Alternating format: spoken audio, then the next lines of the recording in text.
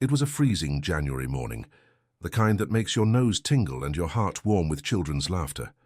My 9-year-old son Ethan and 11-year-old daughter Ava were in the backyard of our neighborhood, Crestview Pines, stacking snowballs for what promised to be an epic snowman. We had spent hours shaping a solid base, with a shiny carrot nose and sparkling pebble eyes. It was the biggest we had ever made, almost 2 meters tall. Suddenly, a loud engine roared through the air. A shiny silver pickup truck sped onto our lawn. Nancy, the HOA president, stepped out holding a baseball bat. She smashed our snowman until it was a pile of crushed snow, threw a violation notice on the ground and shouted, "This breaks the rules!" Ava held back tears. Ethan froze, and I felt a rage that could have melted the ice. This wasn't just a snowman, it was our joy. Where are you watching from? Drop your city in the comments. I want to know who's with me on this. It was a cold afternoon in Oak Ridge Heights, the kind of day when the air cuts your skin and the ground creaks beneath your boots. My backyard, a modest rectangle surrounded by a pristine white fence, looked like the perfect stage for a simple moment of joy. My wife Emma, our kids Ethan and Sophie, and I decided to build a snowman. But this wasn't just any snowman. It was a family project, our attempt to bring a little magic to the dull winter. 8-year-old Ethan led the operation, rolling snowballs with a kind of determination only a child can have. 5-year-old Sophie screamed with excitement, while Emma brought an old scarf and a crooked carrot to bring the creature to life. At first I thought it would just be a fun afternoon. But then came Nancy. Nancy, the president of the Oak Ridge Heights HOA, was the kind of person who seemed to be born holding a ruler, always ready to measure everyone's grass. I'd heard stories about her, fines for misaligned mailboxes, warnings for bikes left in the garage, but I never imagined she'd target our snowman. The next morning, I found it destroyed, just a pile of scattered snow and a torn scarf on the ground. A note was stuck to our door. "Inappropriate decoration. Please remove immediately." Signed, of course, by Nancy. "Who does that to a child's snowman?" I asked Emma, as Ethan stared out the window with teary eyes. Emma, always the voice, though of reason, suggested it might have been a misunderstanding. She's grumpy, but surely not that petty. I wanted to believe that, so the next weekend, we doubled down. We bought a brand new fluffy red scarf, gathered sturdy branches for stronger arms, and spent the whole morning rebuilding the snowman. Ethan, with a sparkle of defiance in his eyes, used edible paint to give him a giant grin. Sophie named him Mr. Frosty. After 4 hours of frozen fingers and heartwarming laughter, Mr. Frosty wasn't just a snowman, he was a symbol of resilience. Sunday night, around 10 p.m., I heard a loud crash. I ran to the living room window, heart pounding, and there she was, Nancy, lit by the dim streetlight, wielding a snow shovel like a medieval sword. She reduced Mr. Frosty to powder in minutes, each strike more aggressive than the last. Worse, the security cameras I had installed after a few missing packages caught everything. Nancy, with a cruel smirk, was throwing snow left and right, and, at the end, she left another notice on our door. "Inappropriate decoration, second infraction."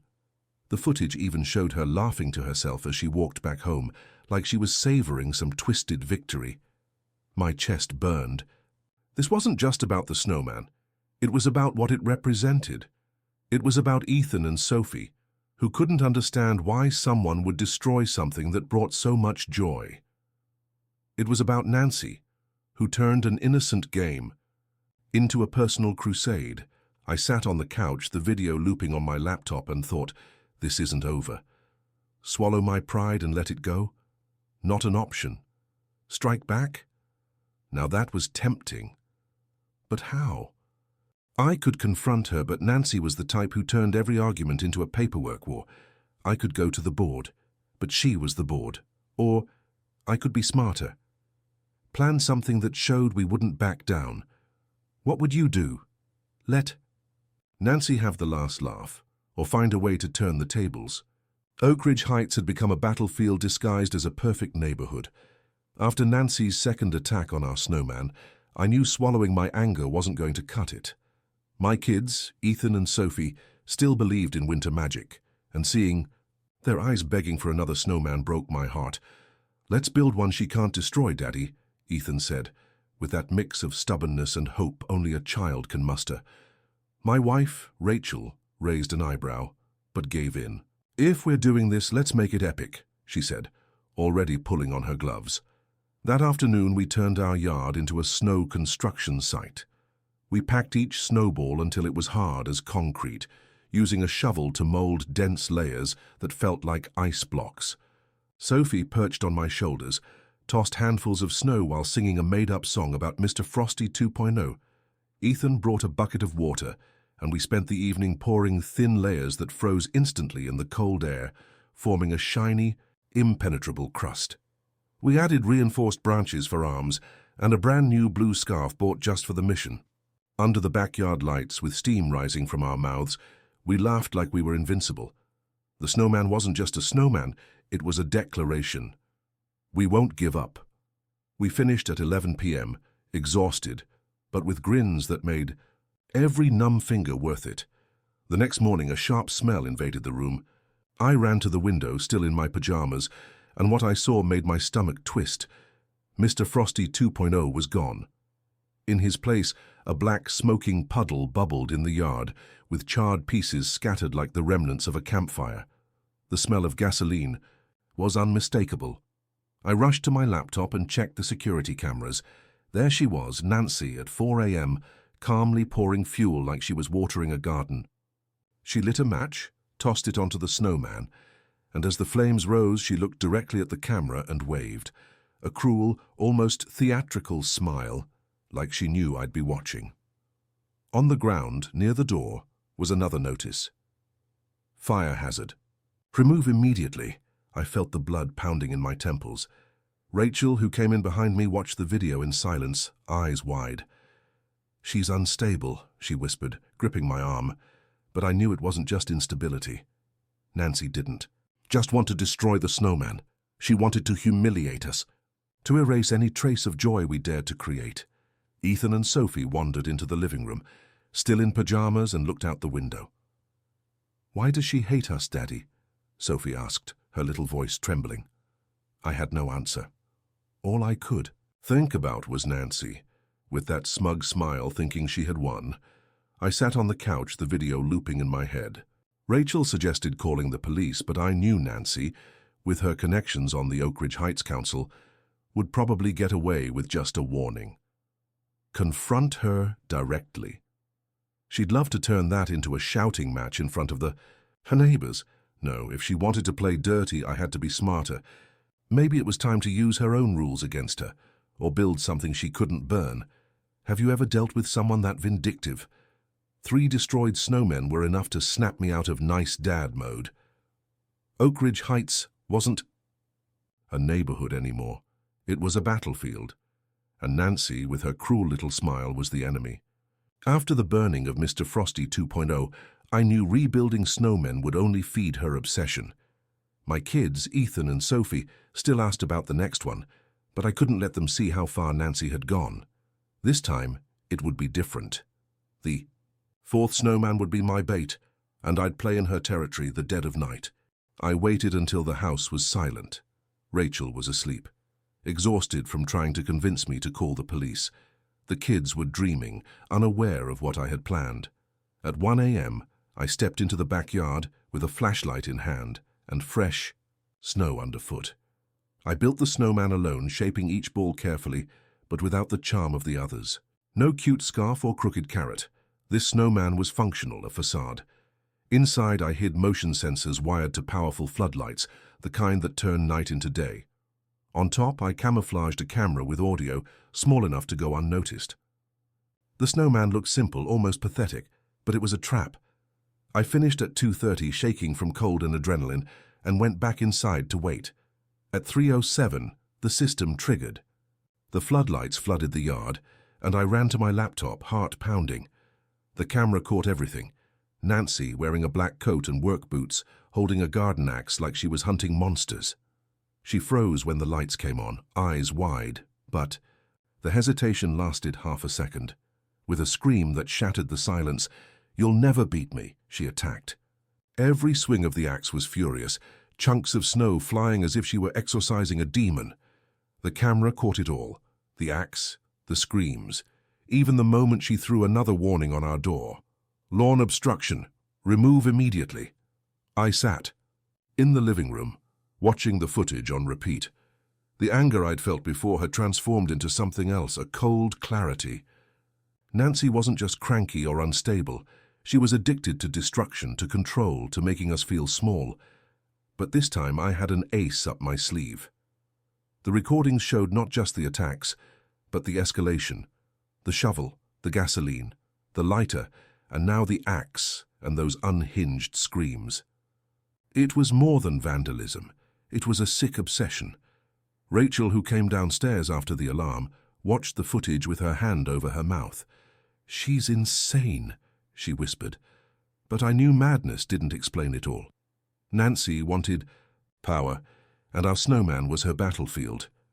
That night was a blur of caffeine and adrenaline. After the axe attack, sleep wasn't an option. I sat in the dark, the glow of the laptop lighting my face as I reviewed the footage again and again.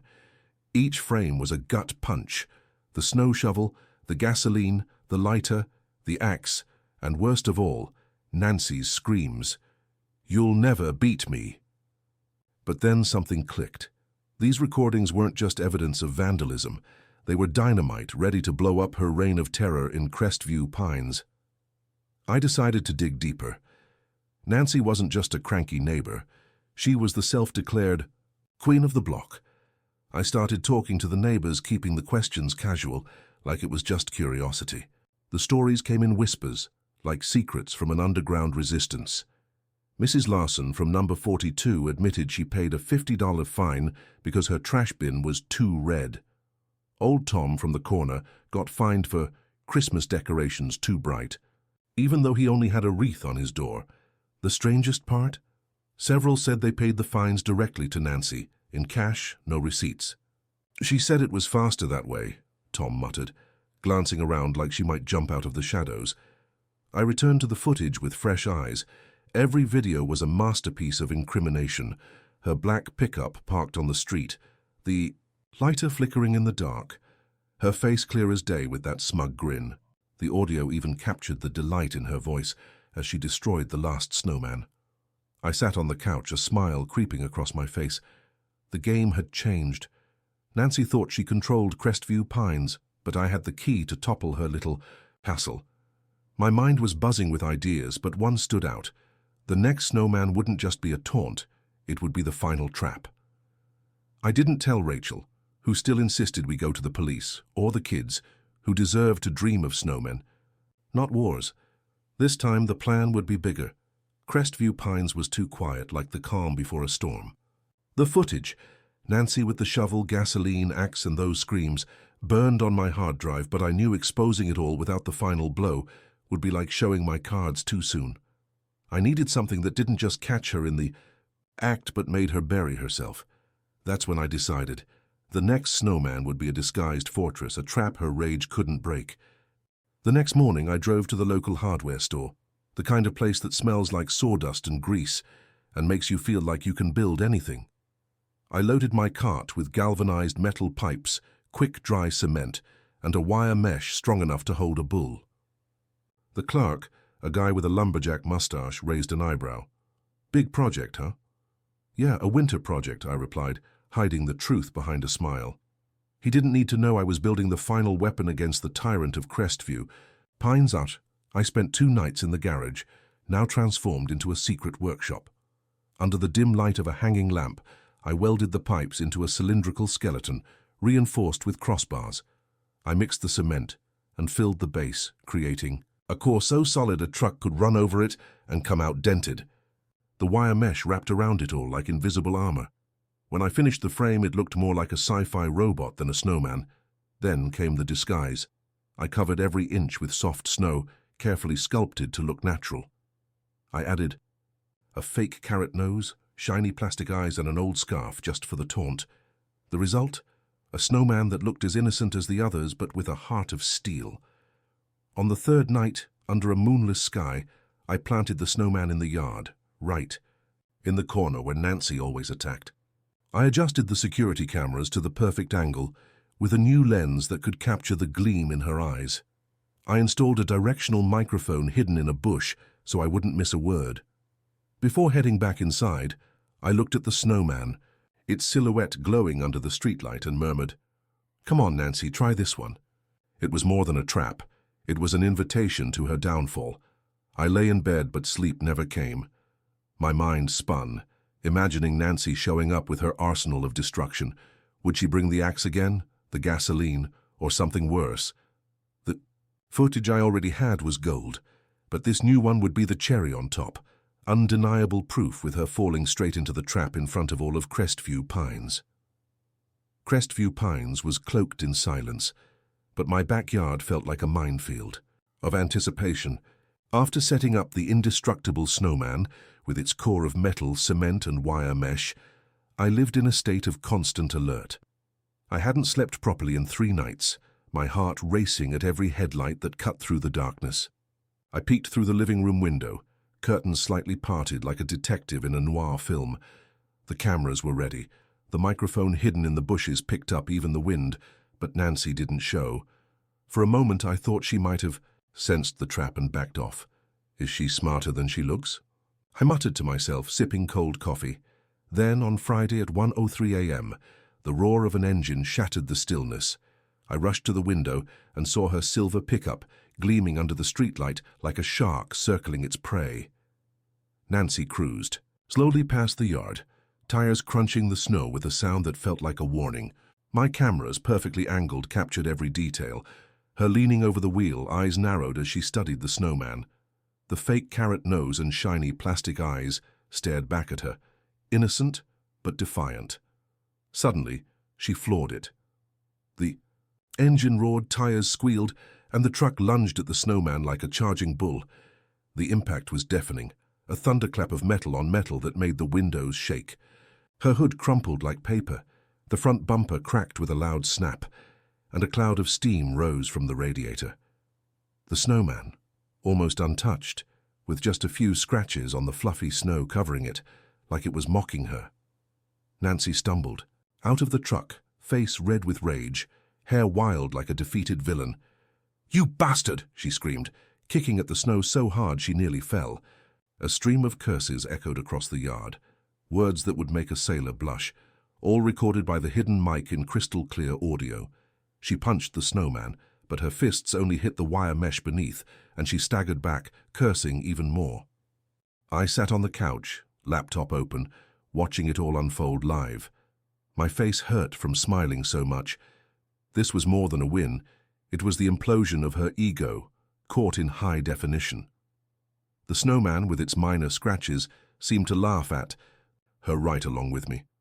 Rachel, who had come downstairs startled by the noise, looked at the screen and let out a muffled laugh.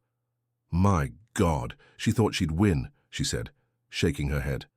The footage was now an arsenal. The shovel, the gasoline, the axe, the screaming, and now this pathetic attempt to destroy the indestructible. Nancy had nowhere left to run. Nancy's crumpled pickup was still steaming in my yard when I realized that crash wasn't just a personal victory. It was the key to dismantling her empire. I didn't waste a second. I downloaded the footage of the attack, every frame as clear as a confession. The truck roaring, the impact against the indestructible snowman, the twisted hood, and Nancy swearing at the snow like a defeated villain. I backed everything up to the cloud, saved it to a flash drive, and locked a copy in a safe like a war trophy. This wasn't just about the snowman. It was about justice. I started connecting the dots. In the days that followed, my phone buzzed with messages from neighbors, each revealing another piece of the puzzle. Mrs. Larson paid $250 for poorly trimmed bushes she never had. The young couple at number 19 shelled out $600 for unauthorized garage paint with no chance to appeal. I cross-referenced Nancy's notices with the HOA records, which I got from a friend on the board. Nothing. Not a single fine was officially recorded.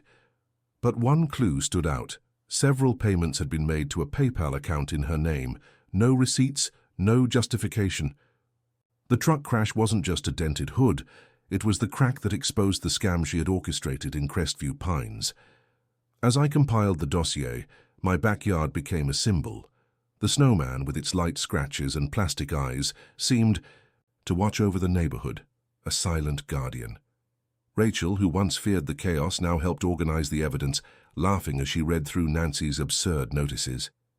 Ethan and Sophie, unaware of the whole plot, asked if we could fix Mr. Frosty, and I promised he'd stand tall forever. But my mind was already on the next step.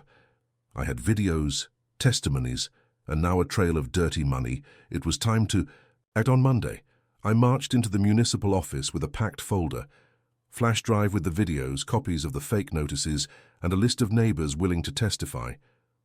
The clerk, a man with crooked glasses, stared wide-eyed as he watched Nancy on screen, lighting a match and screaming with the axe. "This is criminal," he stammered, flipping through the report. But I didn't stop there. I called a local TV station, News 5, known for digging into juicy neighborhood stories. "You'll want to see this," I said, sending over a clip of the truck crash. By 10 a.m., a reporter was standing in my yard, filming the snowman and interviewing neighbors. By noon, the neighborhood was buzzing. Police cruisers parked outside Nancy's house, lights flashing like Judgment Day. Neighbors crowded the sidewalks, phones in hand, as officers walked out with her tablet and a box of paperwork. Nancy shouted from the porch, hair a mess, pointing at the cops like she could intimidate them. "You don't know who you're dealing with," she yelled, but her voice trembled. The rumor spread fast. The investigation was about undeclared income and potential fraud. Her reign was crumbling. That night, the neighborhood WhatsApp group blew up. Old Tom revealed he'd paid $400 for illegal parking on a public street. Mrs. Larson admitted to a fine over invasive plants that didn't exist. Each message told a story of fear. Neighbors living under Nancy's rule, paying up just to avoid conflict. But now, with cop cars in front of her house and the snowman still standing, the fear melted away. Crestview Pines had never seen anything like it. By Wednesday, the story exploded on News 5 like fireworks. Crestview Pines tyrant falls after snowman fiasco. The anchor, barely hiding her grin, narrated the saga, showing the clip of Nancy's truck slamming into the indestructible snowman, the hood crumpled like a soda can. Then came the lighter footage, with Nancy waving at the camera like a B-movie villain. "The Winter Grinch," the anchor called her, and the nickname stuck like wildfire. My phone was a madhouse. Messages from neighbors, laughing emojis, even a "you're a legend" from some guy across the complex I'd never met. On X, the hashtag #DarWinterGrinch went viral. People shared memes of the wrecked truck, gifs of Nancy kicking snow, and stories of HOA abuse from around the country. One viral post read, "Who knew a snowman could topple a dictator?" Another showed Mr. Frosty with a digital crown, captioned, "King of Crestview Pines." My backyard, with that scratched but unshaken snowman, had become the spark of a revolution. The police, in a brief statement, confirmed they were investigating Nancy for tax evasion and other financial irregularities. Each new headline was another nail in the coffin of her reign. Inside, I was buzzing with excitement, but I stayed calm. Rachel, who used to fear the chaos, now laughed at the memes while sipping her coffee. Ethan and Sophie, unaware of the full scale of what had happened, asked if they could give Mr. Frosty a hug for protecting the yard. Meanwhile, the neighbors were more united than ever. The neighborhood WhatsApp group, once a desert of polite messages, had become a party of revelations. Old Tom posted a receipt for $300 for misaligned windows. Mrs. Larson confessed to paying $200 for inadequate lawn shadows. Each story echoed the same fear and the same sense of liberation. On Friday, the final blow came. I woke up to a frantic message from Mrs. Larson. "Nancy's house is sealed." I ran to the window and saw the foreclosure notice taped to her door, the yellow paper shining like a medal. According to rumors, the bank had seized the property to cover debts linked to her fraud. Over $70,000 in fake fines funneled into her personal accounts. Her silver truck, once the symbol of her reign of terror, had been confiscated, towed away, in the dead of night. Neighbors gathered on the sidewalk, some taking pictures, others just staring, as if confirming that the nightmare was over. Then I saw her. Nancy carrying crumpled boxes to an old sedan, her face pale, her eyes hollow. She paused for a second, shoulders slumped, and looked toward my yard. And there he was, a new snowman built that morning with Ethan and Sophie, glowing in the sunlight with a brand new blue scarf. His plastic eyes seemed to stare back at her, defiant, as if to say, "You lost." I murmured to myself with a smile, "Should have left the snow alone." She got in the car and drove off, the engine coughing as the neighborhood watched. In silence, Crestview Pines felt like it was breathing again. The air was lighter, the sidewalk conversations easier. The snowman, now an icon, attracted visitors. Kids took selfies with him, and old Tom brought over a straw hat to give him some style. News 5 returned for a follow-up story, interviewing neighbors who for the first time spoke without fear. "That snowman changed everything," Mrs. Larson said, tears in her eyes. On X, someone posted, "Never underestimate a dad, 2 kids, and a snowman." Ethan read the sentence on my screen and shouted, "We're famous, Dad." On Saturday, the whole community felt different. The sun hadn't even warmed the ground yet, and you could already hear grills being lit and the smell of charcoal in the air. It was party day. Kids ran between trees, carrying balloons and soda cans. They laughed loudly like they were making up for lost time. Near the main entrance, someone hung a makeshift sign, handwritten but bold, "Nancy Free Zone." That was the spark. One by one, neighbors came over, patting me on the back, shaking my hand with genuine gratitude. Some just smiled with teary eyes. Ethan and Ava were on the other side of the lawn, focused on rebuilding the snowman, the one that had been destroyed days before. Now he was coming back to life, fearless, with a new scarf and an even bigger smile. A neighbor leaned in and whispered, "I tore up my last fine. And you know what? No one here is paying out of fear anymore." We laughed together. The air was filled with the good kind of smoke, the smell of grilled sausages, toasted bread, and perfectly cooked meat. But there was something else too, a scent of freedom. And I swear, for a moment, it felt like the whole place was breathing in sync, finally free of an invisible weight no one had wanted to name. By Sunday, Nancy was already part of the past. The morning news confirmed what many had suspected. She was under investigation for fraud, tax evasion, and abuse of power. A long legal process ahead, with years in court to come. The image that went viral showed her alone, leaving a supermarket, carrying plastic bags into a damp, run-down building, a cruel contrast to the dominance she once flaunted here. Her old house was sold for a bargain. Before long, a new family moved in. Simple folks, big smiles, and kids who rode their bikes without fear of being scolded. The authoritarian silence that once ruled was replaced by lively conversations, toys scattered on the lawn and open windows. It was like the house itself, once shrunken, had started to breathe again. Our snowman was still there. A bit melted, sure, the sun shows no mercy, but still standing. Proud. I sat with Ethan and Ava on the wooden bench in the yard and pointed at him. "That's not just snow," I said. "That's us saying no one's knocking us down anymore." Ava looked up at me, brow furrowed. "And Nancy? Did she go to jail forever?" I laughed. Almost. The whole neighborhood was alive again. Not just because of the parties, but because of what everyone felt. Belonging. Snowmen were popping up everywhere, each with its own style, its own smile, its own little story. And it all started with one snowman and a firm enough. And you, what was your turning point? That moment when you decided you wouldn't be stepped on anymore. If this story struck a chord, hit that subscribe button and share your revenge story. Who knows, it might just inspire someone else to stand up too.